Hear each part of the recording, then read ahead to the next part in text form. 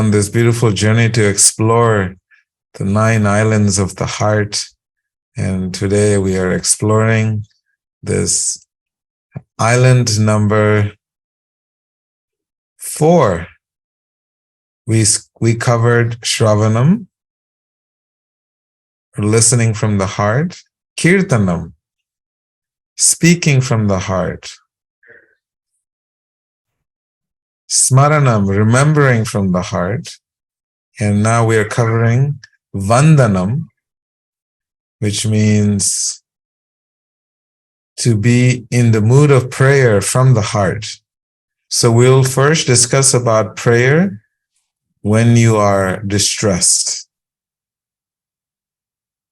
So we want to get into a little bit more depth into this topic. So those of you who have attended the class on our discussion about the different sound frequencies, and one of the sound frequencies that we have studied is called Pashyanti. Pashyanti is the communication of the heart. It is a communication that is non-verbal. And when a child and the mother are communicating, there are times that there is no need for words. A mother will know when the baby is hungry. Mother will know when the baby is tired. They're just so deeply connected on that level. So on a more universal level, this Pashyanti is Vandanam. Vandanam means when an individual heart communicates with the universal heart. Many times we ask ourselves, why is it that I'm going through so much difficulties and God is not listening to me? What's going on with God? Is he on a vacation? Is he taking a break? Why isn't he there for me when I'm having so much difficulties? I know Narayani Devi's journey was, at one point, she was also wondering maybe God is on vacation when she was having some difficulties. Maybe God deserted her, and so she was having those thoughts in her mind, and then I had to spend time with her, and we had discussions about this topic. So actually, I'll tell you a very beautiful story that there is this beautiful deities in a place in Western India called Jagannath Puri. It's a very spiritually charged and energetically, very spiritually charged place. It is a place where there's forms of the divine in Jagannath Puri, next to the ocean, resides in a beautiful temple. That place is called Jagannath Puri, and the deities there, the forms of the divine, they have no eyelids. They have no upper lids, and they have no lower lids of the eyes. These deities in Jagannath Puri, the deities of the divine, known as Jagannatha, Baladeva, and Subhadra. There's 3 deities representing the divine. And the deities don't have eyelids. So when I did my research, I find out that these deities of Jagannath, they don't have eyelids because they're the compassionate incarnation of the divine. That means that they never close their eyes. They always have their eyes open. So they don't even sleep. So you can come and pray to them any time of the day or night. They never sleep. And in the Puranas, we understand that day and night represents the eyelids of the divine.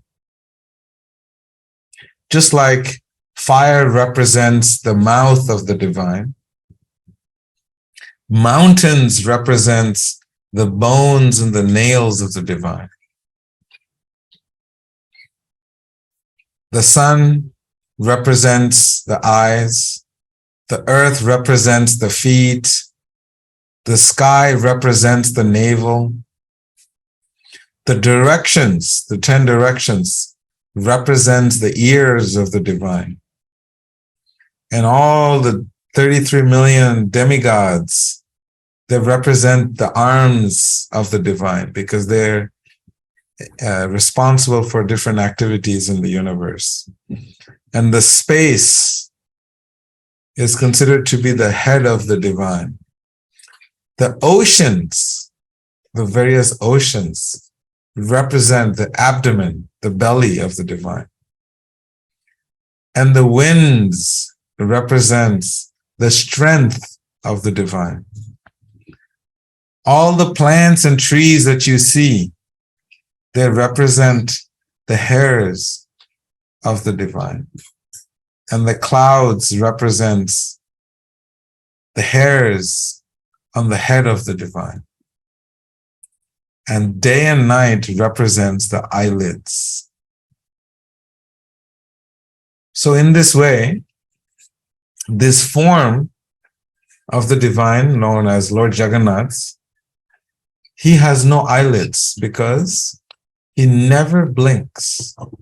He's always there offering his glance of compassion, glance of mercy, glance of affection, glance of love. So, this important principle of prayer is communication of the heart to the universal heart. And even though we may be struggling and having difficulties thinking, why is the divine not being present before me? Why isn't he showing me his compassion? We'll ask ourselves these questions.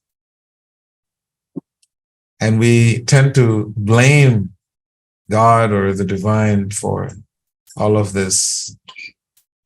And in all reality, what is happening is that we are forgetting that our individual heart needs to have, it is a biological, spiritual, emotional need for a living being to be connected to the universal heart. Just as in order for us to survive, we need oxygen. This body needs oxygen. Similarly, in order for us to feel that unconditional, pure, eternal spiritual love in our life, we have to have that connection of our individual heart with the heart of the divine, the universal heart, through prayers. And this is what Vandanam means. So now I want to tell you a small story of prayers in distress. Most times, you will notice, even if people don't pray when they're in difficulties, they will somehow naturally come into the position of prayer. And Vandanam, the prayer is like this, like two hands. And if you look at the baby in the womb, when a baby is in the mother's womb, has anyone seen pictures or videos of a baby in a mother's womb? Raise your hand. For those of you who have, I can see your faces. Thank you. And have you noticed the baby in this position? What we call the fetal position? So that is the asana of prayers. That is the baby in the womb praying. So it is inherent nature of the living entity to be connected to the divine through prayer, through Vandanam. Particularly when we are in difficulties, when we're struggling, when we're having difficulties, when we are stuck. So there is this great story of an elephant who was not just a regular elephant, but it was an elephant who was considered the king of all the elephants. And his name was Gajendra. Gaja means elephant, Indra means the king. So the king of all elephants. So this king of all the elephants, they were all roaming around in the forest, in the jungles. And they're always seeking food and water. And they came across this beautiful, big, massive lake where there was filled with fresh water. And in this lake, they were filled with beautiful water lilies and lots of beautiful lotus flowers. In India, if you go, you'll notice there's a lot of bodies of water, and there's so many different colors of beautiful lotuses that grow. And it's extremely beautiful. So these elephants, being attracted and driven by the thirst, they went to this lake and they started drinking water. And while they were drinking water, as you know, there is Jalaja Navalakshani. There is 900,000 different species of aquatics. Is that the right way to say it, Narayani Devi? You're a teacher. Aquatic, that species that live in the water. So there is 900,000 of them, varieties of them. And one of those species are the crocodiles. And they're also looking for food.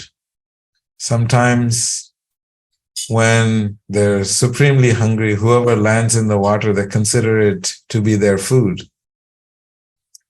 And then they go for it.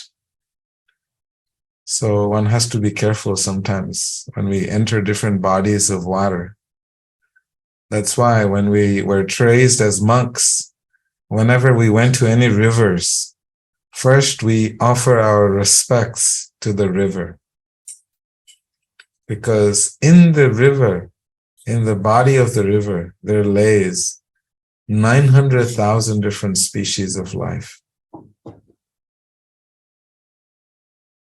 And so therefore, when we enter into their space, we should always seek blessings and permissions. Sometimes you may enter a body of water and never come out. So this is the prayer showing respect to the bodies of water. So this great king of all elephants, with all his elephants, they entered this water. When they entered this body of water, this big crocodiles in the body of water, they thought this is a good time to have a nice feast. They were hungry, they were waiting. So what happens is one of the biggest crocodiles grabs a hold of the foot of the biggest elephant, the king of the elephants. So it's a big meal. And as you know, crocodiles in the water, they're considered to be, that is their domain. So they're the strongest species in the water. One of the strongest species in the water. The elephant may be the biggest creature on land and be very strong, but its strength is compromised when it's not in its own territory. Very important to understand. We all have strengths in different areas of our life. So the elephant's strength is not in under the water. That's not where their strength is. So when the crocodile bites the elephant in the leg, the elephant is struggling to get out. And the crocodile is pulling the elephant down deeper into the deeper waters. And the crocodile is winning and the elephant is struggling to come out of the water. So this elephant Gajendra, He was a very unique elephant because this elephant, remember, had the unique memory. As you know, elephants have long memories. Does anybody know that elephants have memories? Long memories? If you make friendship with an elephant, they will never, ever, ever forget you.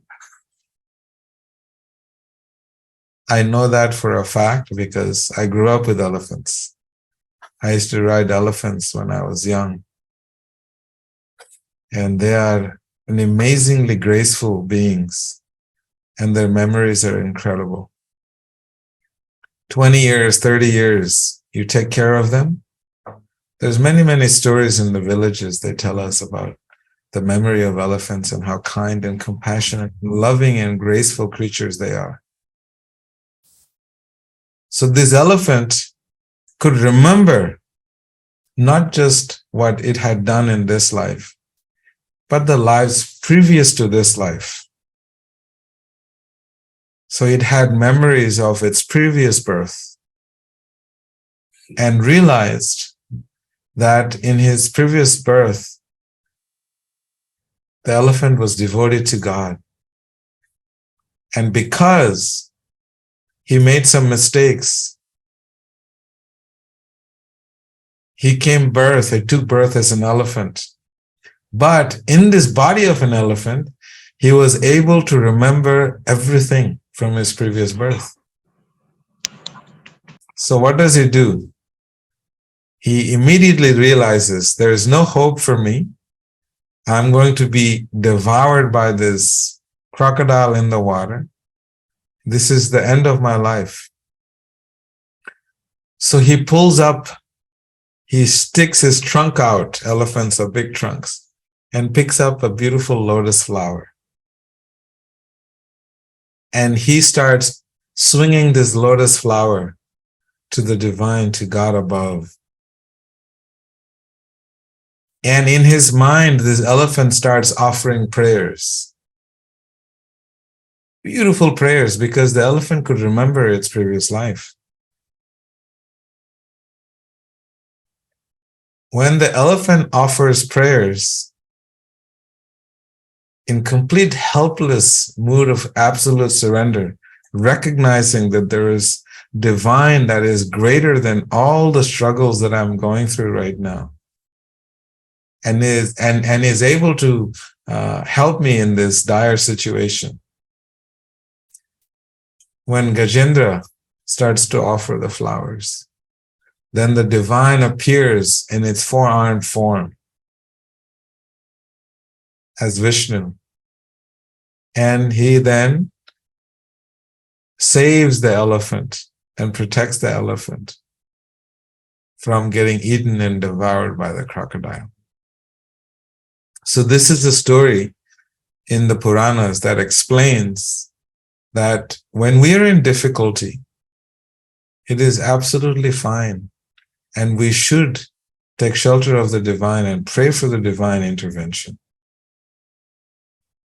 And when we pray, we should pray with utter sincerity, because it explains how do you pray. Vandanam without sincerity is not Vandanam, because it has to be done with Manasa Deho Geho Jo Kichu Mor. There's one great saint, Bhaktivinoda Thakur, he explains that we must learn to pray with body, mind, and words.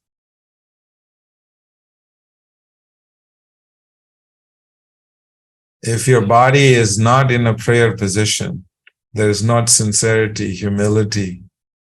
So this is the pose of prayers. There is a person right now in Belgium struggling, and she's having so much difficulties. So I've been messaging with her all day, every day, just asking her to pray. Whatever her prayer is, just start praying. And I also start praying for her. And this morning I get a message that her prayer is working. that she wasn't sleeping for days, and now last night she slept for 4 hours. So for me, it's a simple thing. She couldn't sleep, and she was having so many different struggles that she was going through. And all I simply asked her was to pray. Sometimes what happens is when we ask people to pray, then our mind tells us, oh, I must be really, really sick. So that's why people are praying. And then you get more sick. And sometimes when you ask people to pray, just by the sheer power of everyone's prayer, and then you feel everyone cares for you, you heal. So that mood of sincerity, of surrender, is really, really important in our prayers. So body, our mind, and our words. These are the three important aspects to remember in our daily prayers. So this is prayers in distress. Is there anyone who doesn't feel distress sometimes in their life? Everyone that feels a little distress sometimes in your life, let's see. Sometimes, yeah. So when we're in distress, we should pray. And so the yoga text is explaining that when you look forward in life, you should have trust in the divine. So this prayer of trust, that everything in your life will be okay. Many times, whenever we look forward to life, we forget to offer prayers of trust to the divine. The divine, you have a plan. I may not know. I may not know the master plan. But there is a trust. So when we look forward, we offer prayers of trust in the divine. When we look backwards in our lives, where we have been, we should offer prayers of gratitude, prayers of thanks. Because where we are today, all the trials and tribulations, all the odds that we have come up against in life to be where we are now, there was divine participation in your life that we were able to come up to where we are now. So offering those deep gratitudes. So when we're praying forward, we offer prayers of trust. When we're offering backwards, we offer prayers of gratitude. And when we offer prayers that are inward, forward, backward, inwards, you start to see how the divine is playing a beautiful role in your life right now in the present moment. Everything that we have, imagine all the gifts that you have right now. Family, friends, society, things, everything that you have is also provided. It is the nature of the divine to always provide.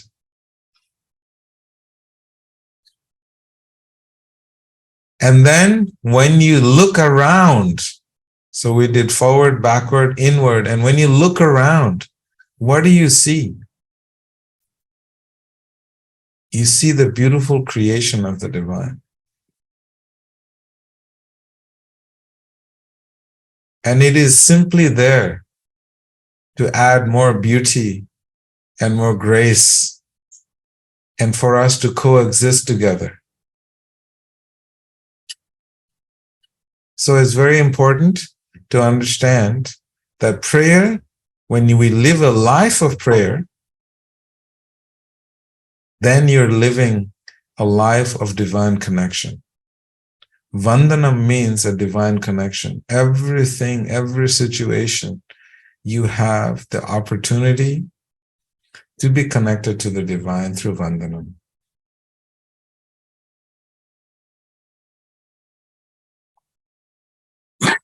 Every morning in our monk mode here, I'm here with all the monks.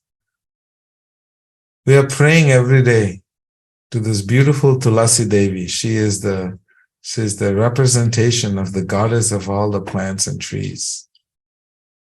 And she is a plant, Tulasi Devi, and we pray to her. My dear Tulasi Devi, we're so grateful. And we pray that one day we may be able to experience divine love in the forest of Vrindavan. Because people think trees are, we often forget trees have such an important role in our lives. Our homes are made of trees that provide shelter. When we go to school, we get pen and paper to write on. It's coming from the trees. When we wipe our hands, we're using the trees. When we sit on chairs, we're sitting on the trees. We sit on the trees on the floor. We lean against the wall, it's on the tree. And the tree provides a shed when we are outside, when we're inside the house.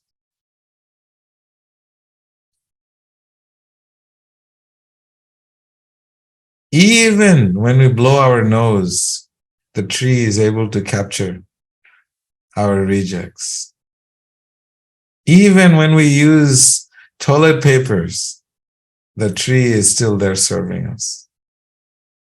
So just imagine the relevance of just one species, just trees. What is their contribution in this world? So acknowledging that all around us, we're surrounded by the divine creator's beautiful gifts. And to acknowledge it and to offer this gratitude is very important. Now, few ways practically how to do it. And I have mentioned this before, that we should always have a little piece of paper and pen with us and start journaling. Whatever you see something nice, journal about it and see how it is adding so much value to your life and how it's contributing to your life. What is it that you have? And start journaling about that and how grateful you are for it. So the first way to always remain in Vandanam is to journal gratitude every single day. Every time you feel you're grateful for something, you start writing it down. So this, when we start living this life of constantly remembering this space of gratitude, then you'll start to notice your perspectives and your reality will start to shift. Because Vandanam is what removes the ignorance of material life and puts you into a realm of spiritual consciousness. Because everything we have, we take it for granted. And so when we actually spend time to reflect and meditate on things that we have, the family, the relationships, then we'll start to elevate our consciousness. It's constantly elevating, always finding the beauty in others, in everything in the world. This is Vandanam.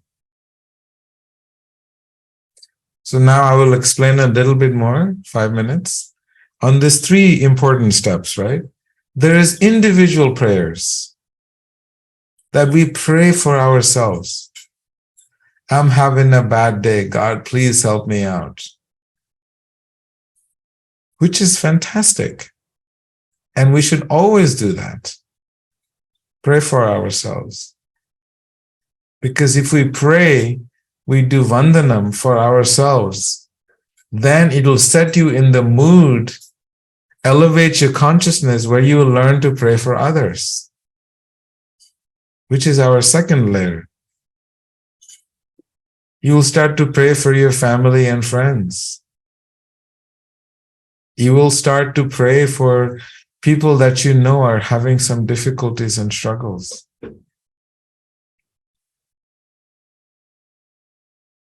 And eventually, when your consciousness goes up, you'll be praying for this entire cosmic creation.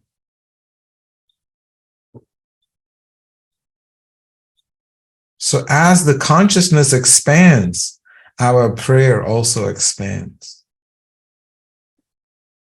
So it is not just the personal prayers. God, please help me out. I need to pass this exam. Sure. Yes, go for it. Pray that. God, please help me out. I need to get my visa to India so we can go on the yatra. I know Natalia has been praying for that because they're giving her some difficulties, some opportunities to check her determination to see how deeply and sincerely she wants to go to Vrindavan, to Rishikesh. So yes, it's okay to pray personally, but eventually you'll notice as our consciousness expands, our prayers will also expand and will become more and more universal. So this Vandanam, we have to inculcate the culture of prayers in our lives and also in the children and anyone that we are in contact with. Because some people may think, oh, children, don't need prayers. Yes, you can train them very young. There is a famous story in the Puranas I have mentioned about a 5-year-old kid. His name was Dhruva Maharaj, Dhruva. That's another beautiful long story, but I may give you the short version of that story. Is this young prince. He was just so angry and disappointed that he could not sit in his father's lap, who happened to be the emperor of the world.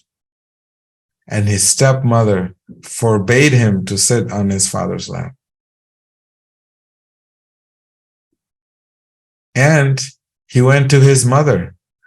He says, Mom, I just want to sit on my father's lap. I am his son. Don't I have the right to sit on his lap? And the mother said, yes, my dear son, you have the right to sit on your father's lap. But I'm sorry to tell you that you're born from my womb. And your father has a different queen, a younger version of me, and has preference for her. And so we have to accept our destiny that this is what it is.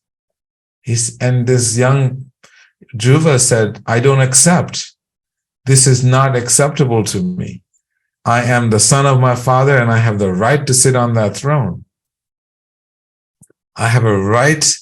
I'm the heir to that throne and I have the rightful position to sit on my father's lap. And the mother could not explain to this young child that the mature world sometimes, you're not going to get what you want. You have to just sometimes live with what you get. And because he was a Kshatriya, he was a warrior child, he wasn't having it.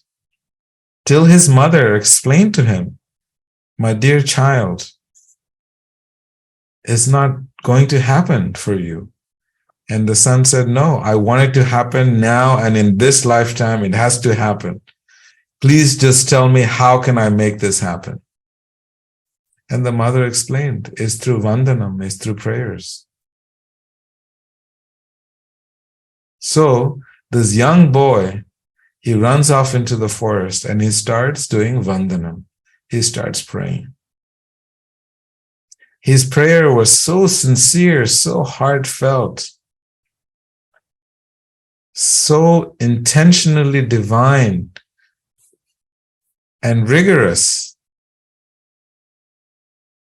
with such utter humility, that the divine appeared in four-armed form, and he said, "Look, what are you doing here? What do you want? You should be with your parents." He said, "No, my father, I want a kingdom greater than my grandfather." And the divine was there to fulfill this boy's wish. So it's very important to understand that in the Puranas, they're giving us these stories that has happened in a different time zone, in a different planet. They're able to see it and they're depicting it, they're writing it down, that prayer, Vandanam, is that powerful. Even a little child's prayers are so powerful that it can change not just their destiny, but it can change everything in many people's lives and in the whole world.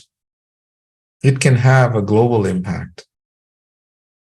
So, Vandanam is prayer that comes from the heart. It is not a mental exercise. Vandanam does not come from the mind. I know one time one person asked me, he says, "Veda, what if I go and play the lottery? And before I play the lottery, I know it's not the right thing to do because it's speculative practices, and yogis don't get into speculative practices. But anyway, what if I make a deal with God that if he helps me win the lottery, that I'll give him 50% of it?" So I said, "Why don't you go try it and see what happens?" Because, he was so adamant that this is what he wants to do. And I said, "Well, if that's what you want to pray to God for, if that's what works for you, sure, go pray to God to win the lottery. But don't think that that's going to work, because, winning the lottery, it's a different kind of prayer. It's a different kind of energy that is at play with that." Of course, he didn't win, and he lost $2, which he would have won $1 billion on the Mega Million, or something like that. In America, they have this lottery called the Mega Million. There's about 32 million people that play. And the chances of you winning is like 1 in 32 million, something like that. And you just have to pay $2 for it. So he was praying. My point was, whatever you want to do, pray. Use it as a prayer. And you can gradually expand your consciousness through Vandanam. And you will realize, just as Dhruva Maharaj, this young prince, realized that he had the whole kingdom greater than his grandfather, but he still wasn't happy. He wanted something greater. Then he writes these prayers. He's saying, "God, why did you give me this? This whole kingdom is like a broken piece of glass. I wanted something that was eternal." So this is how our prayers will actually start to evolve. We get something and then we realize, well, I got this, but I want something else. So our prayers will constantly evolve. But the important thing is to continuously pray every single day. Vandanam. And especially today's subject was prayer in a distress condition, whenever you're having difficulties, to pray.